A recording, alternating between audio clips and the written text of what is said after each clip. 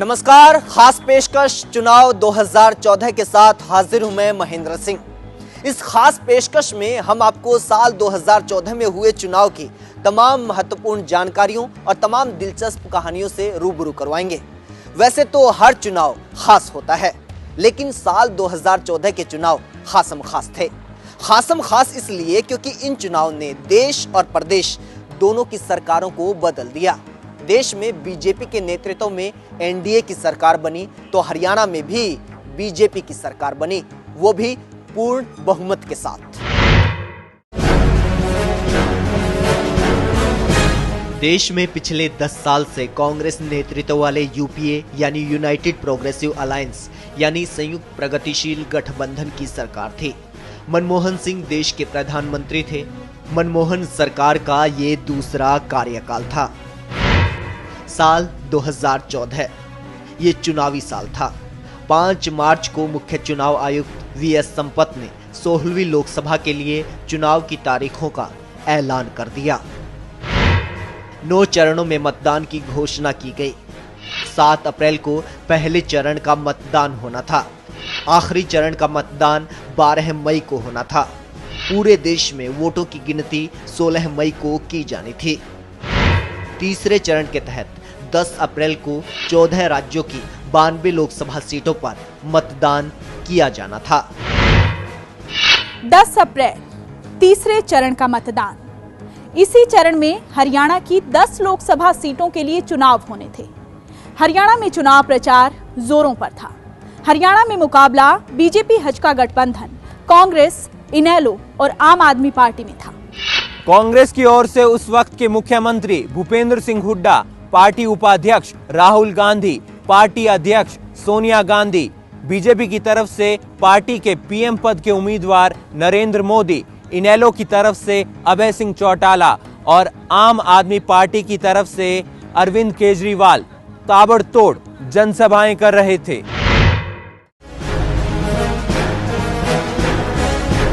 जनसभाओं के अलावा टीवी पर भी सभी पार्टियां, खासकर कांग्रेस और बीजेपी ने जमकर प्रचार किया। कुछ टीवी विज्ञापन उन दिनों लोगों में खूब चर्चित रहे। देश बनेगा सबसे अच्छा क्योंकि हम मोदी जी को लाने वाले हैं।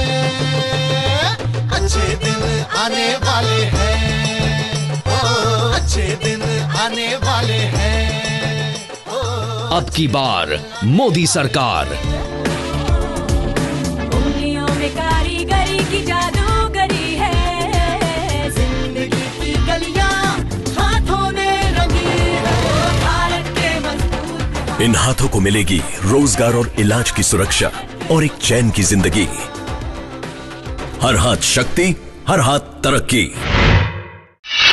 विज्ञापनों और जनसभाओं के चुनाव प्रचार के जरिए बीजेपी कांग्रेस को सत्ता से बाहर करने के लिए तमाम कोशिशें कर रही थी। कांग्रेस सत्ता में बने रहने के लिए अपने 10 साल के कार्यकाल में करवाए गए कामों को जनता के बीच लेकर पहुंच रही थी। देश भर की तरह हरियाणा में भी चुनाव के दौरान नरेंद्र मोदी की रैलियां निर्णायक साबित हो रही थी। चुनाव के दौरान नरेंद्र मोदी की हर रैली और भाषण की हर बात कांग्रेस के वोट बैंक में एक बड़ा डेंट साबित हो रही थी। हजका बीजेपी गठबंधन का हर उम्मीदवार कहीं ना कहीं मानता था कि मोदी की एक रैली उसके लोकसभा क्षेत्र में हो जाए तो जीत पक्की समझो। ये पहला चुनाव ऐसा है जिसमें चुनाव घोषित होने से पहले नतीजा घोषित हो चुका है।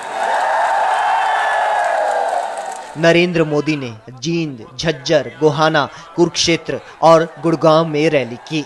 रैली फतेहाबाद में भी होनी थी, लेकिन ऐन मौके पर उसे कैंसिल कर दिया गया। फतेहाबाद की रैली कैंसिल होने का सीधा असर हजका बीजेपी गठबंधन पर पड़ा। यह असर कितना बड़ा था उसका भी जिक्र आगे करेंगे, लेकिन उस दौरान ये लग रहा था कि गठबंधन अब टूटा।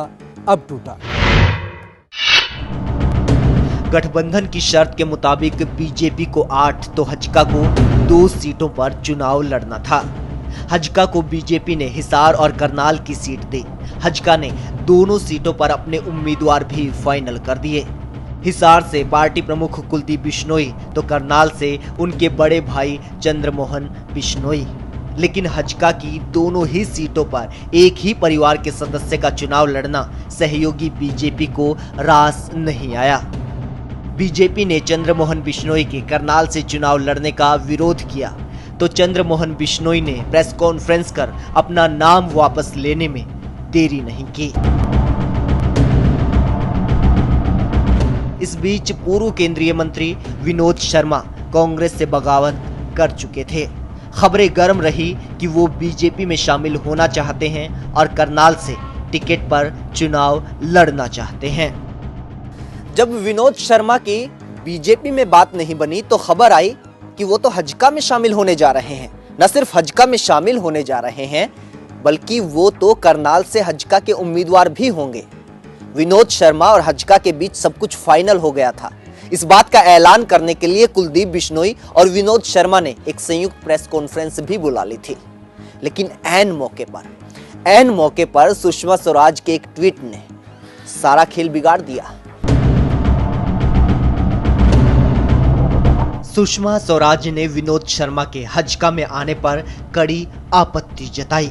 सुषमा स्वराज के कड़े रुख के बाद हजका को एक बार फिर बैकफुट पर आना पड़ा। करनाल की सीट को लेकर कई दिनों तक पेंच फंसा रहा। इस बीच बीजेपी ने अपनी सिरसा सीट को छोड़कर 7 लोकसभा सीटों के लिए अपने उम्मीदवार घोषित कर दिए थे। बीजेपी ने सिरसा लोकसभा सीट के लिए अपना उम्मीदवार क्यों नहीं उतारा, ये बात बाद में समझ आई। रातों रात बीजेपी ने अपने स्तर पर फैसला ले लिया कि हजका से करनाल की सीट वापस लेकर उसे सिरसा की सीट दे दी जाए। बीजेपी का अपने फैसले पर स्टैंड इतना कड़ा था कि उसके दबाव में हजका को भी करनाल सीट छोड़ने के लिए मानना पड़ा। लेकिन हजका के पास सिरसा सीट पर खड़ा करने के लिए भी उम्मीदवार नहीं था। रातों रात या यूं कहें कि चंद घंटों में सुशील इंदौरा का जुगाड़ किया गया। हाथों हाथ उन्हें पार्टी की सदस्यता दिलवाई गई तो हाथों हाथ उन्हें सिरसा से टिकट भी दे दी गई। सुशील इंदौरा हजका से पहले कांग्रेस में थे, इससे पहले वो इनेलो में थे। जिस तरह हजका ने सुशील इंदौरा को रातों रात सदस्यता और टिकट दी, उसी तरह बीजेपी ने पूर्व सीपीएस धर्मवीर सिंह को भिवानी महेंद्रगढ़ का टिकट दिया। इसी तरह कुछ महीने पहले ही कांग्रेस छोड़कर बीजेपी में शामिल हुए राव इंद्रजीत, रमेश कौशिक और राजकुमार सैनी को भी बीजेपी ने टिकट देकर मैदान में उतारा। इन लोगों को टिकट देने का पार्टी के भीतर ही जमकर विरोध हुआ। एक वक्त ऐसा लग रहा था कि तमाम अंतर विरोधों और कलह के बीच बीजेपी चुनाव प्रचार में पिछड़ रही है। इस बीच कांग्रेस और इनेलो चुनाव प्रचार शुरू कर चुकी थी। कलह कहीं ना कहीं कांग्रेस में भी थी। भूपेंद्र सिंह हुड्डा और बीरेंद्र सिंह प्लस कुमारी सैलजा, ये 2 अलग अलग खेमे बन चुके थे। चुनाव से पहले ही कुमारी सैलजा राज्यसभा पहुंच चुकी थी। सैलजा ने ज्यादातर प्रदेश में प्रचार से दूरी ही बनाए रखी। कांग्रेस के लिए एक बड़ा सेटबैक ये भी था कि रोहतक से सांसद दीपेंद्र हुड्डा की सेहत ठीक नहीं थी। बैक पेन की वजह से उन्हें डॉक्टर ने बेड रेस्ट की सलाह दी थी। वो पूरे चुनाव प्रचार में शामिल नहीं हो सके। सारी की सारी जिम्मेदारी कहीं ना कहीं भूपेंद्र सिंह हुड्डा के कंधों पर रही।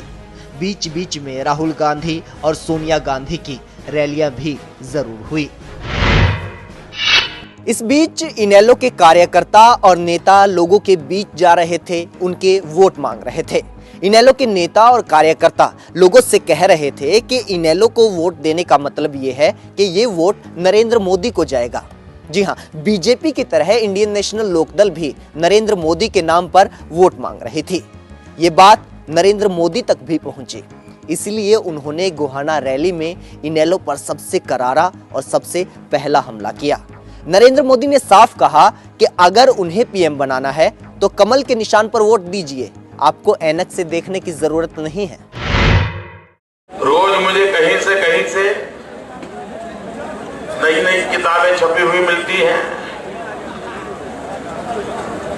पता नहीं मोदी पर क्या क्या कुछ लिखा जाता है, कहां कहां से किताबें छप रही मालूम नहीं। उसी प्रकार से जो लोग चुनाव में हमें हराना चाहते हैं, वो पब्लिकली कहते हैं हम मोदी को प्रधानमंत्री बनाना चाहते हैं। आंखों के सामने धूल झोंकने वाले पर भरोसा करोगे क्या? सीधा सीधा है भाई। हम कहते हैं कमल के निशान पर बटन दबाओ, ये कमल ही है जो मोदी को प्रधानमंत्री बनाना चाहता है।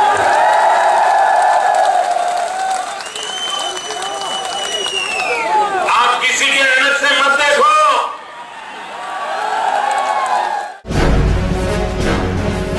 मोदी का तंज इनेलो के लिए बड़ा झटका था।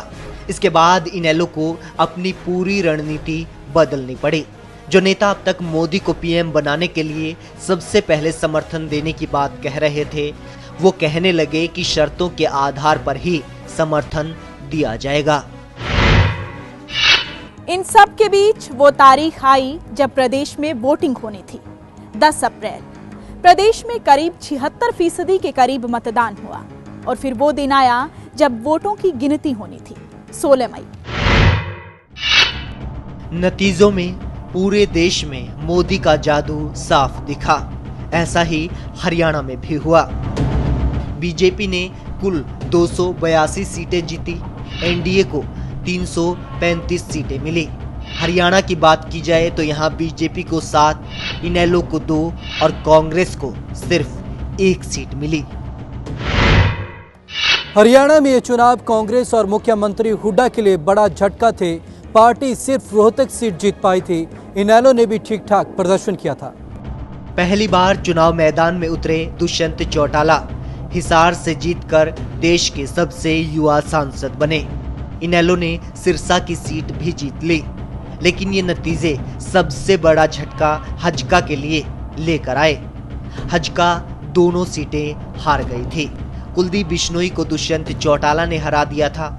इसी हार से आहत होकर कुलदीप बिश्नोई की पत्नी रेणुका बिश्नोई ने अपनी विधानसभा की सदस्यता से इस्तीफा दे दिया। कुलदीप बिश्नोई ने भी पार्टी के अध्यक्ष पद से इस्तीफा दे दिया, जिसे बाद में वापस ले लिया गया। 26 मई को नरेंद्र मोदी ने देश के प्रधानमंत्री के तौर पर शपथ ली। इस बीच देश में चुनाव का बिगुल रुक चुका था, लेकिन हरियाणा में एक और चुनाव का बिगुल बज गया था।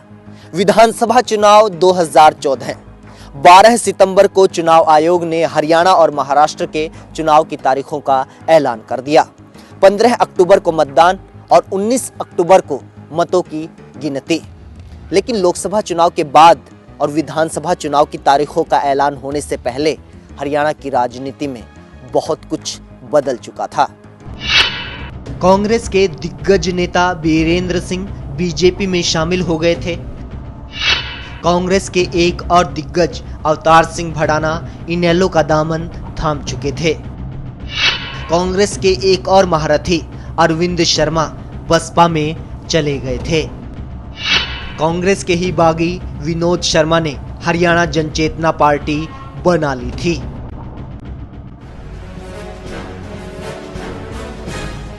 लोकसभा चुनाव के नतीजों के बाद बीजेपी ने कुलदीप बिश्नोई से दूरियां बनानी शुरू कर दी।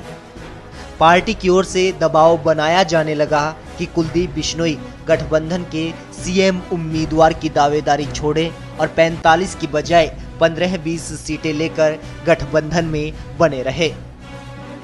साफ हो गया था कि हजका और बीजेपी का गठबंधन टूट गया है, लेकिन दोनों ही दल इस बात का ऐलान करने से गुरेज कर रहे थे।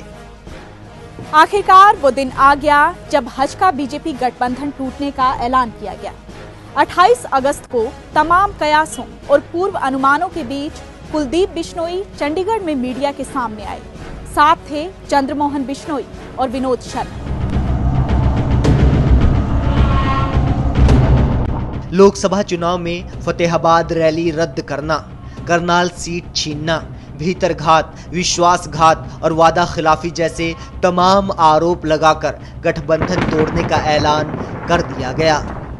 बीजेपी के साथ गठबंधन तोड़ने के ऐलान के साथ हजका ने हरियाणा जनचेतना पार्टी के साथ गठबंधन का ऐलान कर दिया। उसके बाद चुनाव प्रचार और टिकटों के बंटवारे का दौर शुरू हुआ। साथ ही दौर शुरू हुआ दल बदल का, वो दौर जो हरियाणा की जनता ने पहले कभी नहीं देखा था। सबसे पहले टिकटों का बंटवारा इनेलो ने शुरू किया और सबसे ज्यादा भगदड़ भी इनेलो में मची। नफे सिंह राठी, कृष्ण कंबोज, सुरेंद्र सिंह बरवाला, बलवंत सिंह और कृष्ण पवार समेत दर्जन भर बड़े नाम टिकट न मिलने से नाराज होकर इनेलो छोड़ गए। लगने लगा कि पार्टी के बड़े नेताओं ओपी चौटाला और अजय सिंह चौटाला की गैर मौजूदगी में पार्टी टूटती जा रही है। जब कांग्रेस और बीजेपी की टिकटों का बंटवारा हुआ तो भगदड़ इन दोनों दलों में भी देखने को मिली।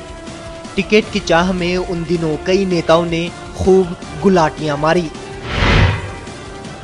इस उथल पुथल के बीच तमाम पार्टियों को चुनाव प्रचार करना था। मुकाबला कई कोणीय नजर आ रहा था। बीजेपी, कांग्रेस, हजका, जनचेतना व बसपा एक दूसरे के सामने चुनौती पेश कर रही थी। कांग्रेस में एक बार फिर भूपेंद्र सिंह हुड्डा ने प्रचार की कमान संभाली। इनेलो में अभय सिंह चौटाला और पार्टी प्रदेश अध्यक्ष अशोक अरोड़ा कमान संभाले हुए थे। वहीं बीजेपी ने राष्ट्रीय नेताओं को हरियाणा के रण में उतार दिया था। अमित शाह, सुषमा स्वराज, राजनाथ सिंह रोज कहीं ना कहीं रैलियां कर वोट जुटाने में लगे थे। लोगों की भावनाएं मैंने देखी हैं, लोगों के चेहरे पड़े हैं, लोगों से नजर मिला की हैं। उस तजर्बे के आधार पर मैं कह रहा हूं, जिस प्रकार से आज ये जमघट आया है पूरा हरियाणा उठ के, और जहां जगह जगह गया हूं जो जन समर्थन मिल रहा है, छत्तीस बिरादरी का जो समर्थन मिल रहा है, हर वर्ग से जो सहयोग मिल रहा है, उसके आधार पे, अपने तजर्बे के आधार पे मैं कह सकता हूं हरियाणा में तीसरी बार कांग्रेस पार्टी की सरकार बनने जा रही है। कोई रोक नहीं सकता। जो हो सका वो किया है। आगे मैंने करना क्या है, एक ऐसी योजना बनानी है जिससे किसान कर्जा मुक्त हो, कि सिर्फ एक बोझ उसका उतरे, ऐसी योजना बनाऊंगा। पिछले 10 सालों में हरियाणा में हमने एजुकेशन हब तैयार किया। एम्स, कैंसर अस्पताल, IIM, NIT, medical college, IIT का extension campus, Rajiv Gandhi education city, defence university, ये सब हम हरियाणा में लाए। इससे आप हमारे युवाओं को फायदा हुआ। क्या हरियाणा अगल बगल में नहीं है क्या? इस मुख्य रोड के दाहिने और बाएं हरियाणा है कि नहीं है? वहां का हाल क्या है भाई? पीने का पानी तक मुहैया नहीं होता है, बिजली मुहैया नहीं होती है, और इसको बदलाव लाना चाहिए कि नहीं लाना चाहिए भाइयों? इस चुनाव प्रचार में दो सबसे बड़े चेहरे साबित हुए, नरेंद्र मोदी और ओम प्रकाश चौटाला। जी हां, प्रधानमंत्री नरेंद्र मोदी हरियाणा में ताबड़तोड़ रैलियां कर रहे थे। कांग्रेस के साथ साथ इनेलो को भी निशाने पर लिया जा रहा था। इस दौरान इनेलो ने भी मास्टर कार्ड खेला और कोर्ट को स्वास्थ्य खराब का हवाला देकर बाहर आए हुए ओम प्रकाश चौटाला को भी चुनाव प्रचार में उतार दिया। ओपी चौटाला ने चुनाव प्रचार में पहली ही एंट्री जींद में हुई रैली में की। 25 सितंबर को पूर्व उप प्रधानमंत्री देवीलाल के जन्म दिवस पर इनेलो ने ये रैली की थी। इसमें इनेलो प्रमुख ओम प्रकाश चौटाला आए भी और करीब आधे घंटे लंबा भाषण भी दिया। ओपी चौटाला ने अपने समर्थकों और वोटर्स को कहा कि वो तिहाड़ जेल में ही सीएम पद की शपथ लेंगे। मैं अगर चुनाव ना भी लड़ूंगा तो आपको वायदा दे करके जाता हूं कि तिहाड़ की जेल में मुख्यमंत्री के पद की शपथ लूंगा और हरियाणा प्रदेश का मुख्यमंत्री बनूंगा। ओपी चौटाला के इस बयान ने चुनाव प्रचार में मानो आग लगा दी। हर तरफ ये बहस होने लग गई कि सजा याफ्ता कोई कैसे जेल में सीएम बन सकता है। पीएम नरेंद्र मोदी ने भी अपनी रैलियों में इस बयान को खूब निशाने पर लिया। मैं बाहर आऊंगा और जनता की सेवा करने में कोई कसर नहीं छोड़ूंगा, ऐसा कहना चाहिए। उसके बजाय क्या कहते, मैं तो जेल में ही रहूंगा, वहीं पर शपथ लूंगा, वहीं से सरकार चलाऊंगा। इसके बाद ओपी चौटाला ने कुछ दिन और प्रदेश भर में प्रचार किया। चुनाव मोदी बनाम ओपी चौटाला दिखाई दे रहा था। दोनों हर सभा में एक दूसरे के खिलाफ खूब आग उगलते, लेकिन कोर्ट ने ओपी चौटाला के इस तरह प्रचार करने पर ऐतराज जताया और सरेंडर करने के आदेश दिए। चौटाला ने भी सरेंडर कर दिया। इस बीच अलग अलग टीवी चैनल्स में ओपिनियन पोल हुए, ज्यादातर में बीजेपी को आगे दिखाया गया। लेकिन असली फैसला ओपिनियन पोल से नहीं बल्कि जनता के पोल से होना था। वो दिन भी आ गया जब जनता ने वोट पोल किया। 15 अक्टूबर को वोटिंग हुई। चुनाव से चंद दिन पहले ही एक बड़ा घटनाक्रम हुआ जिसका जिक्र करना बहुत जरूरी है। ये था डेरा सच्चा सौदा के बीजेपी को समर्थन का ऐलान। जी हां, चुनाव में डेरा सच्चा सौदा ने बीजेपी का समर्थन कर दिया और इस समर्थन का असर 19 अक्टूबर को आए नतीजों में साफ देखा गया। नतीजों के मुताबिक बीजेपी 47 सीटों के साथ सबसे बड़ी पार्टी बनकर उभरी। दूसरे नंबर पर सहयोगी अकाली की एक सीट को मिलाकर 20 सीटों के साथ इनेलो रही। सत्ताधारी कांग्रेस 15 सीटों पर सिमटकर तीसरे नंबर पर रही। हजका को महज 2 सीटें मिली, बसपा को भी 1 सीट मिली। 5 सीटों पर निर्दलीय उम्मीदवार जीते। गुड़गांव से बीजेपी के उमेश अग्रवाल सबसे ज्यादा अंतर से जीतने वाले उम्मीदवार बने। सबसे कम महज 3 वोट के अंतर से जीतने वाले उम्मीदवार राय से कांग्रेस के जयतीर्थ दहिया रहे। अहिरवाल और जीटी रोड बेल्ट में बीजेपी ने जबरदस्त हाजिरी दर्ज करवाई। चुनाव के नतीजों ने कई दिग्गजों को धराशाही कर दिया था। दुष्यंत चौटाला उचाना से, अरविंद शर्मा जुलाना और यमुनानगर से, विनोद शर्मा अंबाला सिटी से, चंद्रमोहन बिश्नोई नलवा से और अशोक अरोड़ा थानेसर से चुनाव हार चुके थे। कांग्रेस सरकार के ज्यादातर मंत्री भी चुनाव हार गए थे। कैप्टन अजय यादव, सावित्री जिंदल, राव नरेंद्र, सतपाल सांगवान, रामकिशन फौजी और राव दान सिंह समेत कई कांग्रेसी दिग्गज चुनाव में बुरी तरह हार गए। पहली बार चुनाव जीतकर विधानसभा पहुंचे मनोहर लाल खट्टर को बीजेपी ने विधायक दल का नेता चुना। 26 अक्टूबर को उन्होंने अपने मंत्रिमंडल के साथ मुख्यमंत्री पद की शपथ ली। साल 2014 बीजेपी के लिए सबसे अच्छा साल रहा है क्योंकि केंद्र और हरियाणा दोनों जगह बीजेपी की पूर्ण बहुमत वाली सरकार है और ये पूर्ण बहुमत 5 साल के कार्यकाल की गारंटी है। उम्मीद ये कि ये सरकार जनता की उम्मीदों पर खरा उतरेगी। इसी उम्मीद के साथ एवं तहलका हरियाणा की ओर से आप सभी को नए साल की बहुत बहुत शुभकामनाएं। मुझे दीजिए इजाजत।